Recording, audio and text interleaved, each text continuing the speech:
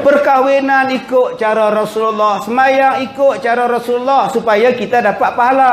Bila dapat pahala boleh masuk syurga. Semua benda hari ni tuan-tuan kita ikut cara Rasulullah sampai ke kubur. Baru ni ada orang tanya saya, Ustaz, apa hukum buat binaan di kubur? Saya cakap taklah haram. Tak haram. Tapi kalau lepas ni tak payahlah buat. Letak batu nisan sudah. Sebab ada ulama kata makruh. Makruh tu saja bukannya haram. Yusuf Qaradawi kata tak boleh pergi ambil backhoe, pergi tolak segala batu nisan tu. Lagi bergaduh pula, yang mana dah buat biar-biarkan. Tapi taklah haram. Kita sampai tahap macam itu tuan-tuan. Sampai ke kubur pun kita nak tiru Rasulullah. Nak ikut mana yang terbaik. Subhanallah. Apa benda hari ni yang kita tak tiru Rasulullah? Pakaian cantik tiru Rasulullah. Naik kereta baca doa tiru Rasulullah. Masuk tandas baca doa tiru Rasulullah. Makan pun cara Rasulullah. 3 jari dia makan.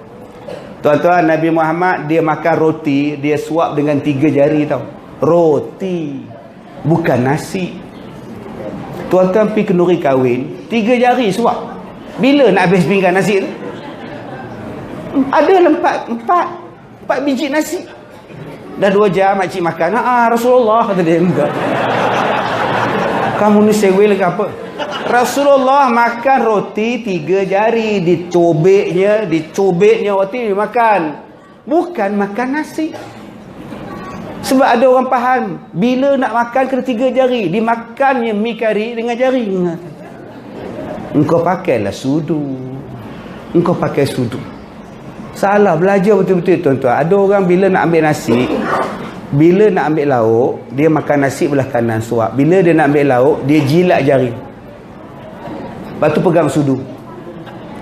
Kemudian dia suruh kita makan pula. Ambil lah, keluar tu sedap tu pula. Apa kau nak ambil air liung kau kat situ?